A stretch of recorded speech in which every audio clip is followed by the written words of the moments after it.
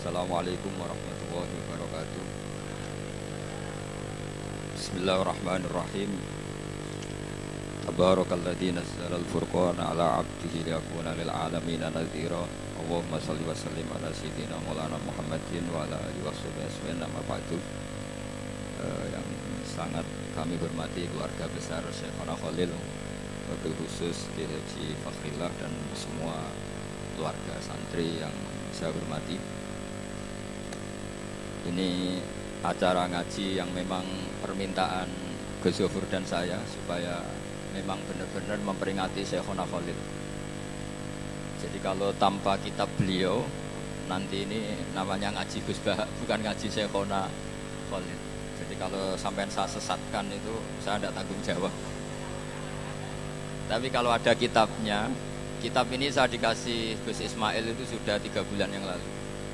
Beliau sering ke rumah saya ngasih kitab ini. Cuma saya yang agak kecewa ya, kecewa dengan isi kitab ini satu, tapi kecewa yang baik. Dulu ketika saya kecil itu yang paling saya kenang dan semoga ini yang nyata. Itu kalau Syekhona Khalil diundang takziah, ada orang meninggal itu, kalau beliau nalkin hanya gini. Pokoknya kamu kalau ditanya malaikat, tanya macam-macam, bilang nunggu saya. Nah ternyata di kitab ini beliau ngajarkan cara jawab. Itu saya agak kecewa. Saya ingin seperti itu saja. Jadi makanya ini lajnah harus mensarai gitu. Karena keinginan publik itu suka yang itu aja ya. Kalau ditanya malaikat nunggu apa? Syekhona Khalil, nunggu ketua katanya. Nah khawatir saya Syekhona Khalil juga nunggu ketuanya lagi. Nunggu ketuanya lagi sampai akhirnya mungkar nakir ngadepi Rasulullah SAW. Itu kira-kira sudah tidak berani tanya lagi. Karena tidak mungkin kan Nabi ditanya, "Waman nabiyuka?" Nabi kamu siapa? Wah itu kan sembrono sekali itu. Jadi dan apa ya, meskipun itu cerita mulai kecil ya perlu dicatat, saya ketika satu sanawi ngaji di abahnya Gus Zofur pernah diajak bapak saya. Saya satu sanawi ya kira-kira tahun 86-87 ziarah Syekhona Khalil sama Batu Ampar. Ketika itu diminta bapak saya khataman. Karena sanad bapak saya itu hafal Quran. Di antara sanadnya itu lewat Badullah Salam terus lewat Kiai Said Sampang di antara sanad beliau. Tentu beliau punya sanad banyak termasuk lewat Mbak Arwani, Mbak Munawir dan seterusnya. Kalau soal kesamaan sanad kita dengan Syekhona Khalil jelas ya, karena misalnya saya Mbah Mun, Mbah Zubair, Kiai Fakih Mas Kumambang ngaji sama Mbah Mahfud Termas, ngaji sama Sayyid Abi Bakar Sato, Sayyidul Liana, ngaji sama Sayyid Zaini Tahlan. Di sini ditulis bahwa min masyayikhi Syekhona Khalil adalah Sayyid Zaini Tahlan. Terus sampai Utsman Ad-Dimyati seterusnya sampai Rasulullah SAW. Nah semoga sanad yang benar adalah kalau ditanya malaikat cukup jawab nunggu apa? Ketua itu. Sehingga saya minta sama lajnah turos supaya nyarai pertanyaan itu boleh dijawab atau boleh diserahkan ke pimpinan gitu.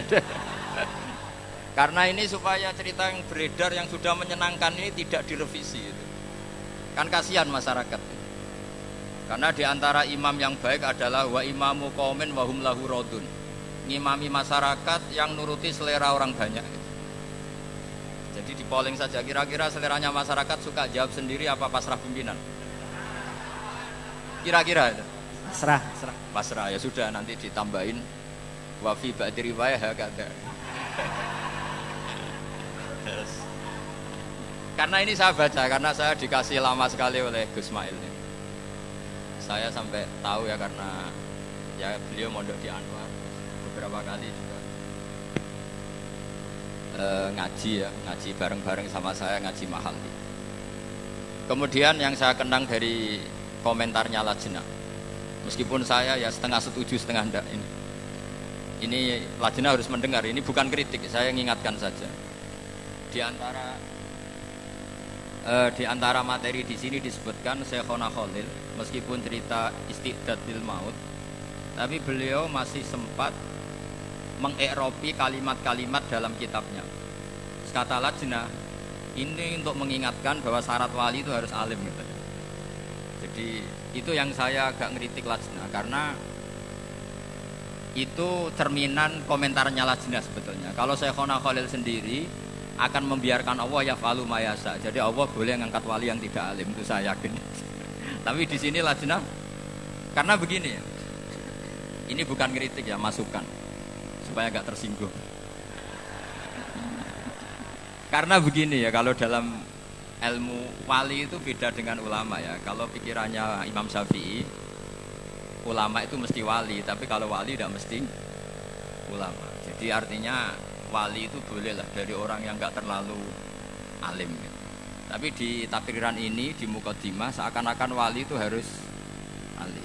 Kalau menurut saya, ya orang alim itu mesti wali, tapi wali tidak harus alim. Karena kritik saya itu bukan apa-apa, karena kasihan sampean semua nggak mungkin jadi wali itu. Kalau syaratnya ketat-ketat itu. Jadi ini mewakili suara publik. Karena saya sering rebukan sama Gus Adim, Gus ini bagus ini, semua mic ingin dipakai ngaji. Jadi cara berpikir positif, jangan kok, wah ngajinya udah profesional, mic-nya gonta-ganti. Tidak, cara berpikir ya semua mic ingin dipakai ngaji gitu. Saya ini itu pengagum Imam Syafi'i. Imam Syafi'i itu orang yang paling saya kagumi karena kalau ngendikan itu semuanya dibikin gampang. Ya Imam Syafi'i, orang yang tadi nyucup Anda, setelah di luar ngerasani Anda, menghujat Anda itu gimana ya? Ya berarti saya wibawa, di depan saya tidak berani gitu. Jadi nanggapinnya itu enteng saja. Itu separuh dari kampung kamu itu benci kamu, gayanya hormat. Ya baguslah kalau benci gak akan utang duit katanya. Orang tuh kalau neng-nengan itu kan gak akan minta tolong. Kamu pernah diutangi orang yang benci kamu? Tapi kalau teman, wah bahaya sekali itu. Jadi Imam Syafi'i itu enak saja melihat hidup itu gampang saja. Saya teruskan ya pentingnya alim nahwu ya. Kalau belajar itu cari sisi ekstrimnya. Makanya dalam Muqaddimah yang saya setuju adalah betapa bahayanya kita kalau punya wali yang tidak alim. Meskipun wali tidak harus alim-alim banget, tapi kita tentu melihat Syekhona Khalil itu orang alim yang wali, bukan wali yang alim. Itu beda. Orang alim yang wali, bukan wali yang alim. Tapi orang statusnya alim dulu, baru min lawazimil alim beliau itu wali. Nah ini kenapa penting? Karena begini, saya ini kan nekuni Quran ya, karena bapak saya hafal Quran, saya harus nekuni Quran. Itu trauma terburuk dalam sejarah Islam. Itu sebenarnya masalah lahnal khitab atau lahnal kalam. Itu sejarah terburuk. Sehingga masyhur awal dikarangnya nahwu karena ada orang Arabi ketika ketemu Sayyidina Umar, kila Sayyidina Ali, dia frustasi gitu, tidak akan dapat rahmat dari Allah karena cara baca dia inna huwa bari'um minal musyrikina wa rasulih. Dia baca Allah itu tidak punya urusan dengan orang musyrik, juga tidak punya urusan dengan Rasul, karena dia baca dengan jar diatafkan minal musyrikin. Sehingga yang masyhur itu dibenarkan oleh Sayyidina Ali. Kemudian beliau mutus Abdul Aswad Ad-Du'ali untuk ngarang nahwu. Itu kata cerita yang terkenal. Tapi cerita itu sebetulnya agak separuh salah. Mohon Lajnah membenarin. Jadi sebagian riwayat itu agak diprovokasi sebetulnya. Abdul Aswad itu orangnya sufi wali kumul. Dia disuruh ngarang nahwu nggak mau. Terus si Amir saat itu kila Sayyidina Ali menyuruh orang disuruh salah di depannya. Jadi itu agak-agak drama. Menyuruh orang yang disuruh salah di depannya. Ketika salah tadi, kesimpulan tadi inna huwa bari'um minal musyrikin wa rasulih, terus kamu datang ke rumah saya, saya ajarin. Ini bahaya sekali kalau Quran kamu baca model gini. Sehingga terus dikarang bab ataf pas itu. Jadi ada versi dua, yang satu nganggap itu alami, yang satu memang karena Abdul Aswad nggak mau ngarang nahwu. Sampai tadi dengan tanda kutip ada drama waqiah, kejadian seperti itu, terus beliau baru ngarang nahwu. Terus kedua, Nabi sendiri zaman Sugeng, ini kenangan saya ngaji Sab'ah. Nabi itu zaman Sugeng sebetulnya beberapa lughat, meskipun ini bukan riwayat yang valid-valid amat. Itu ada orang yang kalau manggil Nabi itu bukan ya Nabi Allah, tapi ya Nabi Allah. Meskipun kesalahan ini bagus. Sehingga Imam Asim mengatakan sebetulnya qiraah bil hamzi itu sah.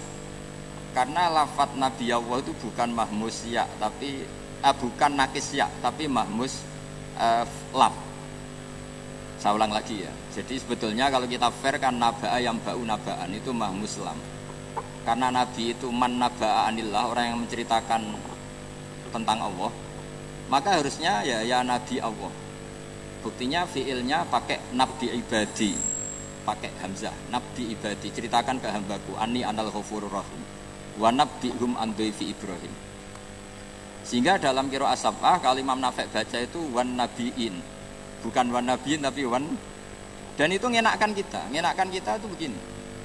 Andai kan tidak ada bacaan seperti itu, maka kita akan mengira huzuan itu nakis wawi. Padahal tidak, dia mahmus lam. Buktinya ketika madi haza'ah yaza'u hus'an. Allahu yastahzi'u pakai hamzah. Andai kan tidak ada qiraat sab'ah, maka orang ngira itu nakis wawi dan sampai nyari kamus nganti mati, hidup mati lagi gak ketemu. Ketemunya itu di mahmus. Sehingga saya suka kalau ada wali atau ulama ngarang nahwu itu suka. Saya termasuk suka baca nahwunya Syekhona Khalil. Dulu ketika saya kecil terkenalnya Syekhona Khalil itu bisa mengalfiahkan menjadi ilmu hakikat atau menghakikatkan alfiah. Begitu juga Kiai Jazuli Pelosok.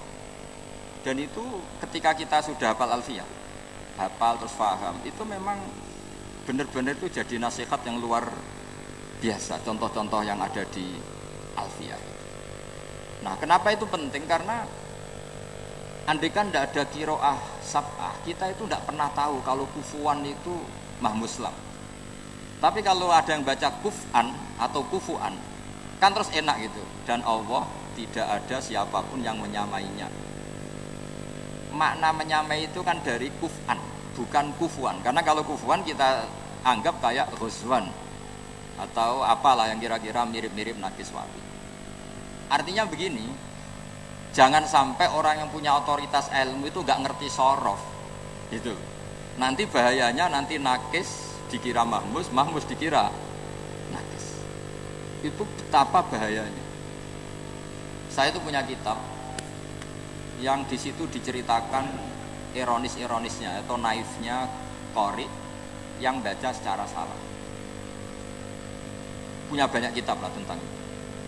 Di antaranya adalah ada seorang khotib itu pas khutbah baca ayat wala tangkihul musyrikati hatta yu'min wala amantum mu'minatun khairum min musyrikati walau a'jabatkum. Terus dia masih baca wala tangkihul musyrikina hatta yu'minu, masih baca bi fathit ta. Sehingga maknanya menjadi begini.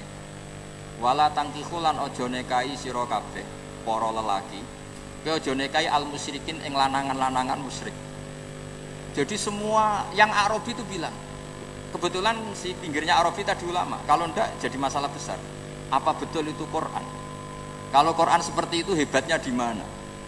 Karena berarti kan maknanya wahai para lelaki muslim jangan menikahi lelaki musyrik.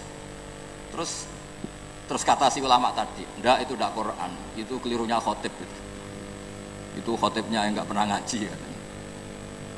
Terus yang benar gimana Pak ulama? Yang benar itu yang ayat kedua atau alinea kedua itu bidomitta wala tungkihul musyrikin.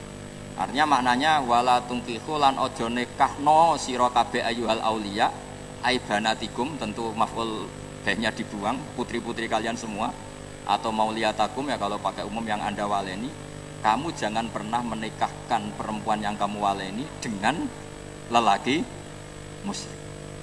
Dan kita betapa fatalnya ketika tak yang kedua kamu baca fathah, itu kualitas balaghahnya hilang, kualitas maknanya hilang, macam-macamnya hilang. Hanya kesalahan dalam membaca tak bil fathi, bukan bid dom.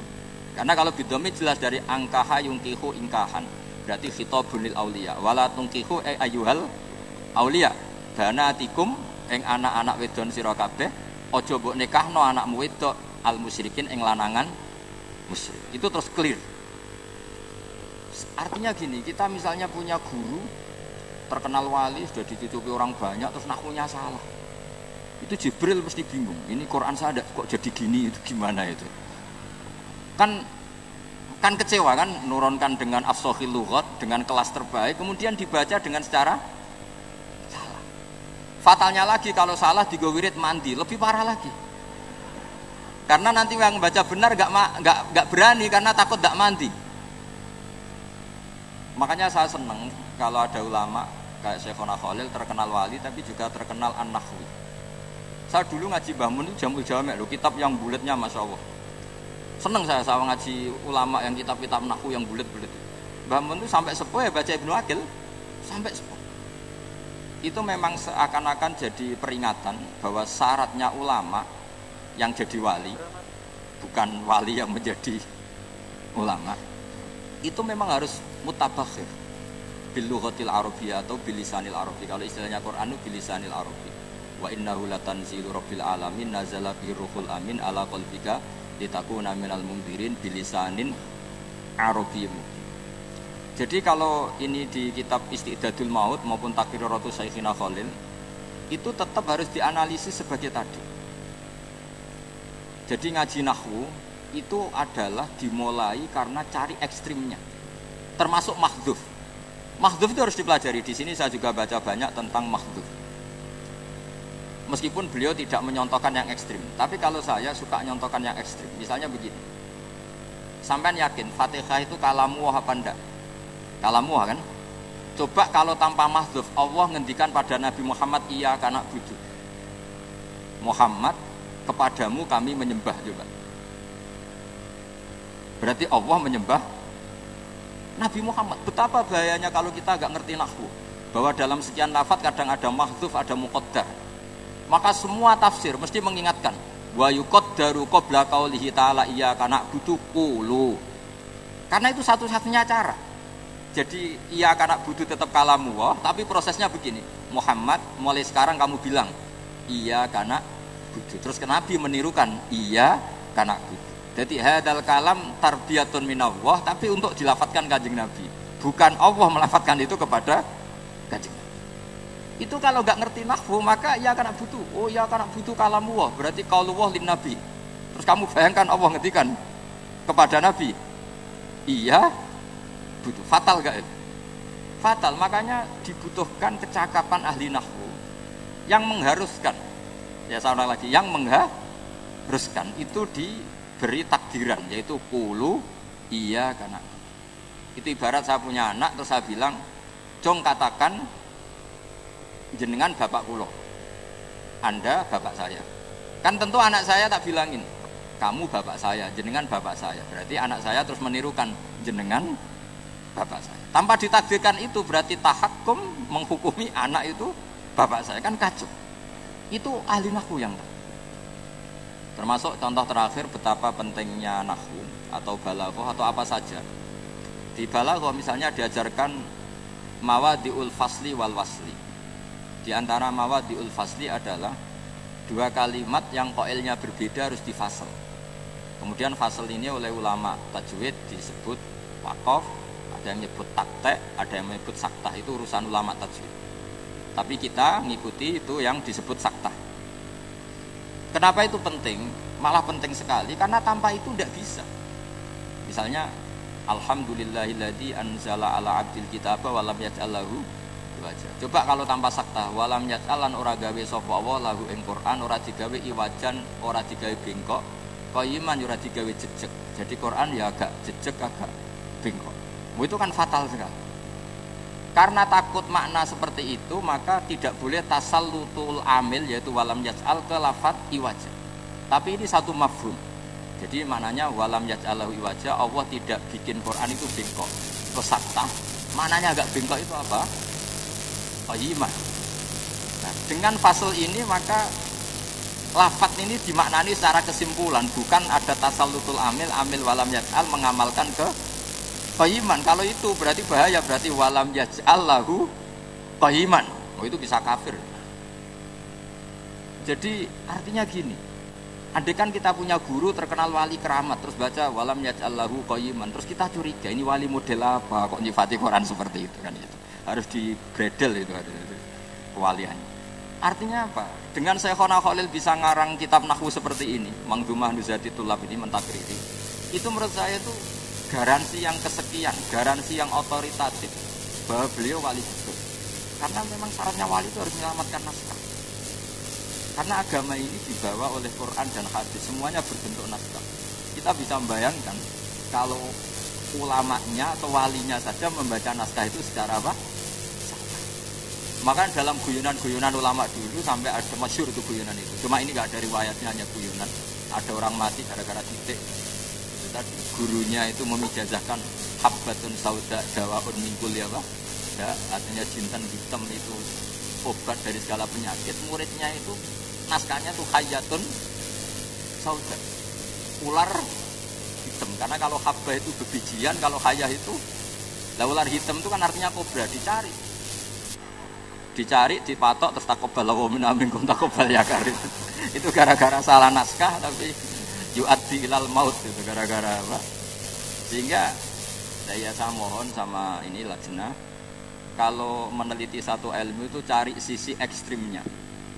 Nanti kelihatan betapa pentingnya nahwu, pentingnya sorof, pentingnya nahwu yang detail. Ya nahwu yang detail kayak tadi yang sampai mahdzuf tadi. Makanya semua tafsir sama lihat itu mesti sebelum ia kena butuh wa yuqaddaru qabla qauli ta'ala ia kena butuh qulu. Karena tanpa itu kamu bayangkan hadza kalamullah li nabi. Terus redaksinya iya karena kan enggak kebayang seperti itu. Yang kebayang adalah Muhammad katakan ke saya kalimat atau kata iya karena ya jadi saya mempelajari naskah-naskah Syekhona Khalil. Tapi khusus yang soalul malaken mungkar nakir itu naskah itu tolong lajnah menambahi takdiran tadi supaya menguntungkan kita. Gunanya apa? Kita kalau seneng wali tapi tidak dapat untungnya kan gitu. Karena kita semua ini ibadah tujar. Mau loyal ya kalau ada untungnya, kalau enggak ya enggak. Ya saya kira demikian. Assalamualaikum warahmatullahi wabarakatuh.